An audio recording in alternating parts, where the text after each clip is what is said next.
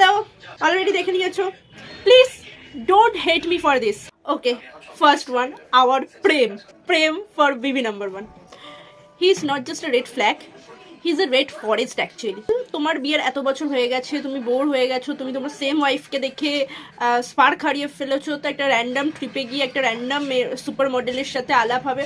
ওকে, আমি মানছি, সেই র্যান্ডাম সুপার মডেলটা সুস্মিতা সেন। হঠাৎ করে মনে হলো she is your love of life, তুমি তোমার ফ্যামিলি, তোমার চিলড্রেন, তোমার মা, তোমার সব রেসপন্সিবিলিটিস সেই বোর্ডম স্পার্কলেস ওয়াইফের কাছে ছেড়ে তুমি চলে গেলে। অ্যান্ড যখন তুমি বুঝতে পারলে ইয়োর ওয়াইফ অলসো ডিভা, তুমি আবার ব্যাক করে চলে এলে। It's too toxic. Okay, second, RJ Rahul Jaykar from Aashiqui 2.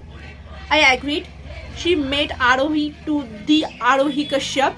But what the hell? তুমি যখন ওকে এতটাই ভালোবাসো, তুমি তোমার অ্যাডিকশন ছাড়তে পারছো না, তুমি তোমার লাভের জন্য, ওর কেরিয়ারের জন্য তুমি নিজে মরে যেতে পারছো, বাট তুমি তোমার অ্যাডিকশন ছেড়ে ওর পাশে থেকে ওকে সাপোর্ট করতে পারছো না।